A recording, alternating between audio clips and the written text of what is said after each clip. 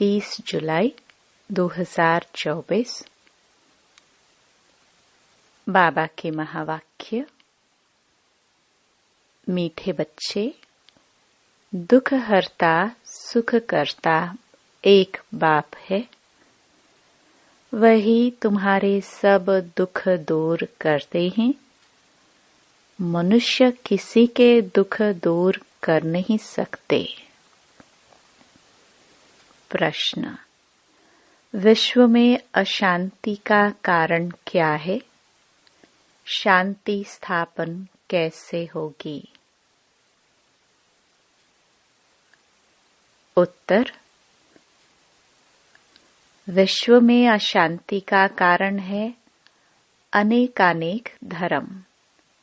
कलयुग के अंत में जब अनेकता है तब अशांति है। बाप आकर एक सत धर्म की स्थापना करते हैं, वहां शांति हो जाती है। तुम समझ सकते हो कि इन लक्ष्मी नारायण के राज्य में शांति थी। पवित्र धर्म, पवित्र कर्म था। कल्याणकारी बाप फिर से वह नई दुनिया बना रहे हैं। उसमें अशांति का नाम नहीं। ओम शांति। रूहानी बाप बैठ रूहानी बच्चों को समझाते हैं। रूहानी बाप को ही ज्ञान का सागर कहा जाता है।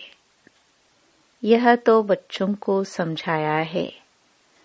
बॉम्बे में भी बहुत सोशल वर्कर्स हैं। उनकी मीटिंग होती रहती है। बॉम्बे में खास जहां मीटिंग करते हैं उसका नाम है भारतीय विद्या भवन। अब विद्या होती है दो प्रकार की। एक है जिस्मानी विद्या जो स्कूलों कॉलेजों में दी जाती है। अब उसको विद्या भवन कहते हैं। जरूर वहां कोई दूसरी चीज है। अब विद्या किसको कहा जाता है यह तो मनुष्य जानते ही नहीं। यह तो रूहानी विद्या भवन होना चाहिए। विद्या ज्ञान को कहा जाता है। परमपिता परमात्मा ही ज्ञान सागर है। श्री कृष्ण को ज्ञान का सागर नहीं कहेंगे। शिवबाबा की महिमा अलग, श्री कृष्ण की महिमा अलग है। भारतवासी मूंझ पड़े हैं। गीता का भगवान श्री कृष्ण को समझ बैठे हैं तो विद्या भवन आदि खोलते रहते हैं। समझते कुछ भी नहीं। विद्या है गीता का ज्ञान। वह ज्ञान तो है ही एक बाप में, जिसको ज्ञान का सागर कहा जाता है, जिसे मनुष्य मात्र जानते नहीं है। भारतवासियों का धर्मशास्त्र तो वास्तव में है ही एक सर्वशास्त्रमयी शिरोमणि भगवत गीता। अब भगवान किसको कहा जाए? वह भी इस समय भारतवासी समझते नहीं। या तो श्री कृष्ण को कह देते हैं या राम को या अपने को ही परमात्मा कह देते। अब तो समय भी तमो प्रधान है। रावण राज्य है ना। तुम बच्चे जब किसको समझाते हो तो बोलो शिव भगवानुवाच।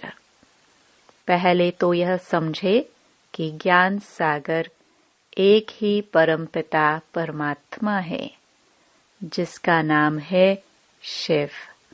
शिवरात्रि भी मनाते हैं, परंतु किसको भी समझ में नहीं आता है। जरूर शिव आया हुआ है तब तो रात्रि मनाते हैं। शिव कौन है यह भी नहीं जानते। बाप कहते हैं भगवान तो सबका एक ही है। सब आत्माएं भाई भाई हैं। आत्माओं का बाप एक ही परमपिता परमात्मा है। उनको ही ज्ञान सागर कहेंगे। देवताओं में यह ज्ञान है नहीं। कौन सा ज्ञान? रचयिता और रचना के आदि मध्य अंत का ज्ञान कोई मनुष्य मात्र में नहीं है। कहते भी हैं प्राचीन ऋषि मुनि नहीं जानते थे। प्राचीन का भी अर्थ नहीं जानते। सतयुग त्रेता हुआ प्राचीन। सतयुग है नई दुनिया। वहां तो ऋषि मुनि थे ही नहीं। यह ऋषि मुनि आदि सब बाद में आए हैं। वह भी इस ज्ञान को नहीं जानते। नेति नेति कह देते हैं। वही जानते नहीं तो भारतवासी जो अभी तमोगुणी हो गए हैं, वह कैसे जान सकते? इस समय साइंस का घमंड भी कितना है। इस साइंस द्वारा समझते हैं भारत स्वर्ग बन गया है। इसको माया का पॉम्प कहा जाता है। फॉल ऑफ पॉम्प का एक नाटक भी है। कहते भी हैं कि इस समय भारत का पतन है। सतयुग में उत्थान है, अब पतन है। यह कोई स्वर्ग थोड़े ही है। यह तो माया का पॉम्प है। इनको खत्म होना ही है। मनुष्य समझते हैं विमान है, बड़े बड़े महल है, बिजलियां हैं, यही स्वर्ग है। कोई मरता है तो भी कहते स्वर्गवासी हुआ। इससे भी समझते नहीं कि स्वर्ग गया तो जरूर स्वर्ग कोई और है ना। यह तो रावण का पॉम्प है। बेहद का बाप स्वर्ग की स्थापना कर रहे हैं। इस समय है चटा बेटी माया और ईश्वर की। आसुरी दुनिया और ईश्वरीय दुनिया की। यह भी भारतवासियों को समझाना पड़े। दुख तो अर्जुन बहुत आने वाले हैं। अताह दुख आना है। स्वर्ग तो होता ही सतयुग में है। कलयुग में हो ना सके। यह भी किसको पता नहीं पुरुषोत्तम संगम युग किसको कहा जाता है। यह भी बाप समझाते हैं ज्ञान है दिन, भक्ति है रात। अंधियारे में धक्के खाते रहते हैं। भगवान से मिलने के लिए कितने वेद शास्त्र आदि पढ़ते हैं। ब्रह्मा का दिन और रात सो ब्राह्मणों का दिन और रात। सच्चे मुख वंशावली ब्राह्मण तुम हो। वह तो हैं कलयुगी कुख वंशावली ब्राह्मण।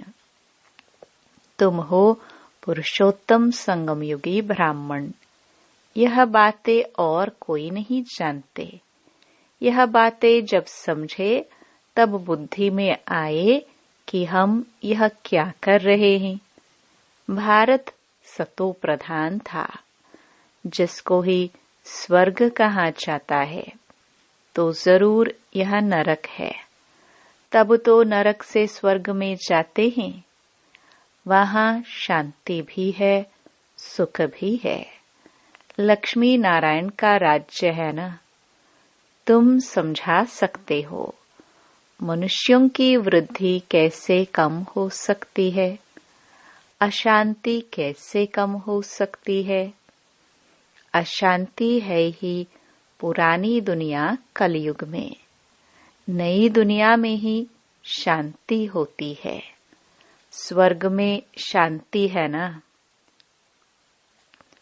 उनको ही आदि सनातन देवी देवता धर्म कहा जाता है। हिंदू धर्म तो अभी का है। इनको आदि सनातन धर्म नहीं कह सकते। यह तो हिंदुस्तान के नाम पर हिंदू कह देते हैं, आदि सनातन देवी देवता धर्म था। वहाँ कंप्लीट पवित्रता, सुख, शांति, हेल्थ, वेल्थ आदि सब था। अभी पुकारते हैं, हम पतित हैं, हे पतित पावन आवो। अब प्रश्न है, पतित पावन कौन? श्री कृष्ण को तो नहीं कहेंगे। पतित पावन परमपिता परमात्मा ही ज्ञान का सागर है। वही आकर पढ़ाते हैं। ज्ञान को पढ़ाई कहाँ जाता है? सारा मदार है गीता पर। अभी तुम प्रदर्शनी, म्यूजियम आदि बनाते हो, लेकिन अभी तक बीके का अर्थ नहीं समझते। समझते हैं यह कोई नया धर्म है। सुनते हैं, समझते कुछ नहीं। बाप ने कहा है, बिल्कुल ही तमो प्रधान पत्थर बुद्धि है। इस समय साइंस घमंडी भी बहुत बन गए हैं। साइंस से ही अपना विनाश कर लेते हैं, तो पत्थर बुद्धि कहेंगे ना। पारस बुद्धि थोड़े कहेंगे। बॉम्ब्स आदि बनाते हैं अपने विनाश के लिए। ऐसे नहीं शंकर कोई विनाश करता है। नहीं, इन्होंने अपने विनाश के लिए सब बनाया है, परंतु तमो प्रधान पत्थर बुद्धि समझते नहीं है। जो कुछ बनाते हैं इस पुरानी सृष्टि के विनाश के लिए। विनाश हो तब फिर नई दुनिया की जय जयकार हो। वह तो समझते हैं स्त्रियों का दुख कैसे दूर करे, परंतु मनुष्य थोड़े किसका दुख दूर कर सकते हैं। दुख हरता सुख करता तो एक ही बाप है। देवताओं को भी नहीं कहेंगे। श्री कृष्ण भी देवता हो गया, भगवान नहीं कह सकते। यह भी समझते नहीं। जो समझते हैं वह ब्राह्मण बन औरों को भी समझाते रहते हैं। जो राज्य पद के अथवा आदि सनातन देवी देवता धर्म के हैं वह निकल आते हैं। लक्ष्मी नारायण स्वर्ग के मालिक कैसे बने? क्या कर्म किया जो विश्व के मालिक बने? इस समय कलयुग अंत में तो अनेकानेक धर्म हैं तो अशांति है। नई दुनिया में ऐसे थोड़े ही होता है। अभी यह है संगम युग, जबकि बाप आकर राजयोग सिखलाते हैं। बाप ही कर्म अकर्म विकर्म की नॉलेज सुनाते हैं। आत्मा शरीर लेकर कर्म करने आती है। सतयुग में जो कर्म करते वह अकर्म हो जाते हैं। वहाँ विकर्म होता नहीं, दुख होता ही नहीं। कर्म अकर्म विकर्म की गति बाप ही आकर अंत में सुनाते हैं। मैं इनके बहुत जन्मों के अंत के भी अंत में आता हूँ। इस रथ में प्रवेश करता हूँ। अकाल मूर्त आत्मा का यह रथ है। सिर्फ एक अमृतसर में नहीं, सभी मनुष्यों का अकाल तख्त है। आत्मा अकाल मूर्त है। यह शरीर बोलता चलता है। अकाल आत्मा का यह चैतन्य तख्त है। अकाल मूर्त तो सभी हैं, बाकी शरीर को काल खा जाता है। आत्मा तो अकाल है, तख्त तो खलास कर देते हैं। सतयुग में तख्त कोई बहुत थोड़े होते हैं। इस समय करोड़ों आत्माओं के तख्त हैं। अकाल आत्मा को कहा जाता है। आत्मा ही तमो प्रधान से सतो प्रधान बनती है। मैं तो एवर सतो प्रधान पवित्र हूँ। भल कहते हैं प्राचीन भारत का योग, परंतु वह भी समझते हैं श्री कृष्ण ने सिखाया था, गीता को ही खंडन कर दिया है, जीवन कहानी में नाम बदल दिया है, बाप के बदले बच्चे का नाम डाल दिया है। शिवरात्रि मनाते हैं, परंतु कैसे आते हैं यह जानते नहीं हैं। शिव है ही परम आत्मा, उनकी महिमा बिल्कुल अलग है, आत्माओं की महिमा अलग है। बच्चों को यह पता है राधे कृष्ण ही लक्ष्मी नारायण हैं। लक्ष्मी नारायण के दो रूप को ही विष्णु कहा जाता है। फर्क तो है नहीं। बाकी 4 भुजा वाला 8 भुजा वाला कोई मनुष्य होता नहीं है। देवियों आदि को कितनी भुजाएं दे दी हैं, समझाने में समय लगता है। बाप कहते हैं मैं हूँ ही गरीब निवास। मैं आता भी तब हूँ जब भारत गरीब बन जाता है, राहु का ग्रहण बैठ जाता है। बृहस्पति की दशा थी, अब राहु का ग्रहण भारत में तो क्या सारे वर्ल्ड पर है।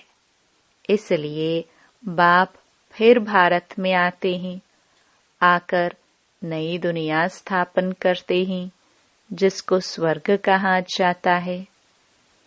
भगवानुवाच मैं तुमको राजाओं का राजा, डबल सिरताज, स्वर्ग का मालिक बनाता हूँ। 5000 वर्ष हुआ जबकि आदि सनातन देवी देवता धर्म था। अभी वह है नहीं, तमो प्रधान हो गए हैं। बाप खुद ही अपना अर्थात रचयिता और रचना का परिचय देते हैं। तुम्हारे पास प्रदर्शनी म्यूजियम में इतने आते हैं, समझते थोड़े हैं। कोई बिरले समझकर कोर्स करते हैं। रचयिता और रचना को जानते हैं। रचता है बेहद का बाप, उनसे बेहद का वर्षा मिलता है। यह नॉलेज बाप ही देते हैं। फिर राजाई मिल जाती है तो वहाँ नॉलेज की दरकार नहीं। सदगति कहा जाता है नई दुनिया स्वर्ग को, दुर्गति कहा जाता है पुरानी दुनिया नरक को। बाप समझाते तो बहुत अच्छी तरह से है, बच्चों को भी ऐसे समझाना है। लक्ष्मी नारायण का चित्र दिखाना है। यह विश्व में शांति स्थापन हो रही है। आदि सनातन देवी देवता धर्म का फाउंडेशन है नहीं जो बाप स्थापन कर रहे हैं। देवताओं का पवित्र धर्म पवित्र कर्म था। अभी यह है ही विशियस वर्ल्ड।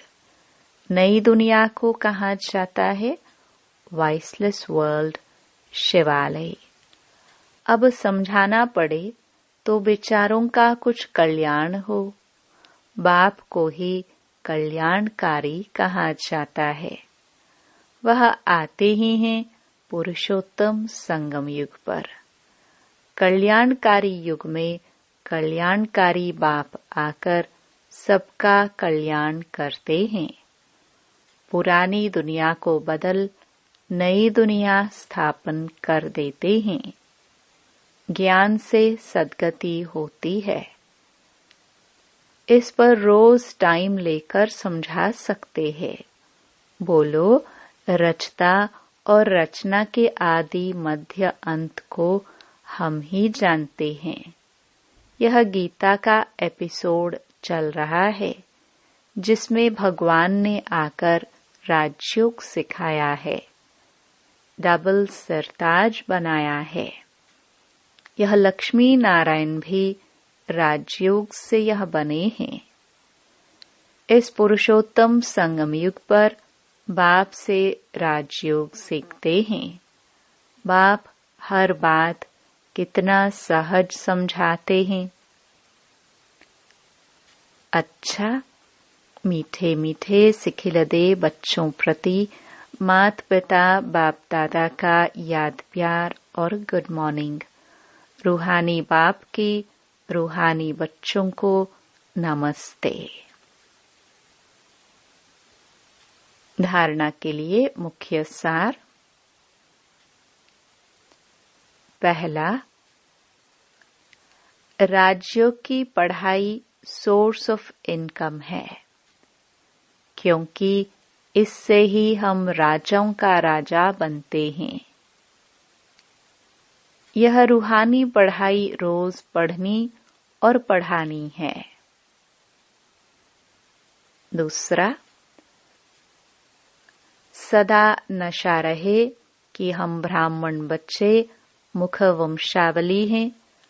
हम कलयुगी रात से निकल दिन में आए हैं।